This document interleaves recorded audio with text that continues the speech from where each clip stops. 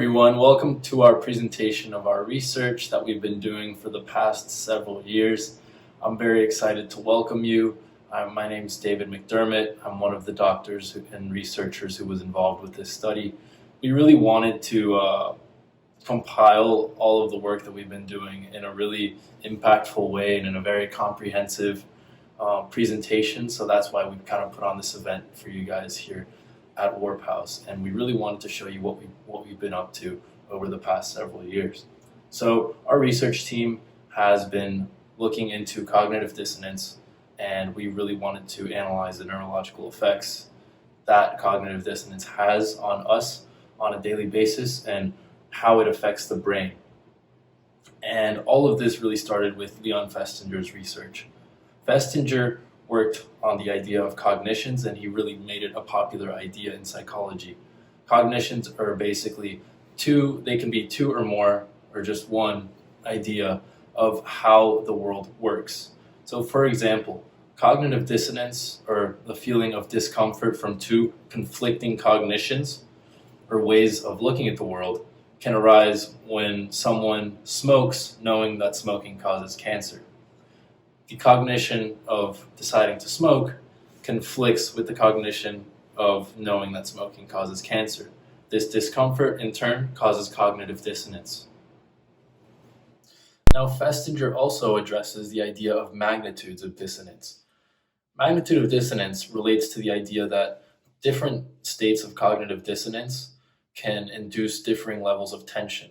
So, for example, someone who's very invested in the idea of not lying and holds that as a primary value, and their identity is very tightly held to that idea that they're a good person because and if they don't lie, is going to feel badly when they do lie in a situation where they are being dishonest, and they're just going to feel immense tension. They're going to feel like they're being torn apart from the inside, versus someone who isn't as invested in the cognitions of not lying and still knows that lying is wrong, but doesn't necessarily feel that their identity is, or their worth is determined by whether or not they lie, isn't going to feel that discomfort that the first person felt. So that's the idea of basically magnitudes of dissonance.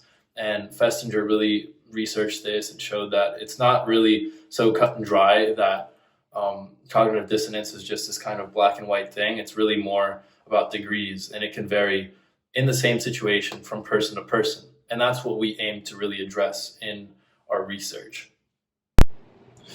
To find out how people react in different situations, we decided to design an experiment. We basically had 10 biological males and 10 biological females sign up and fill out a questionnaire prior to entering the fMRI brain scanner. So this questionnaire related to, it had different questions that pertained to values that each individual held, and had to do with certain morally compromising situations, such as would you cheat on your significant other, would you steal something, would you shoplift, and these were just questions that were tied directly to certain values, and we had each participant go through the entire questionnaire, fill it out, and then we collected their answers. And after this, each participant entered an fMRI scanner, and while they were in there, they engaged in a virtual reality experience in which they were faced with different scenarios in which they would make decisions based on the values that they answered questions on in the questionnaire.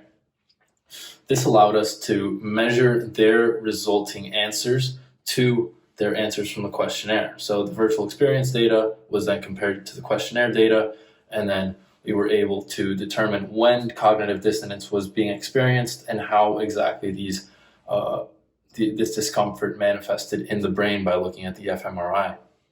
And specifically, we were looking at activity in the areas of the insula and the dorsolateral prefrontal cortex.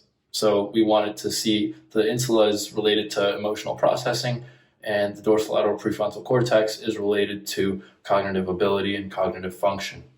So we wanted to see how cognitive function and emotional processing played a role in affecting activity in the brain, and what this activity looked like, and what this tension caused by cognitive dissonance looked like.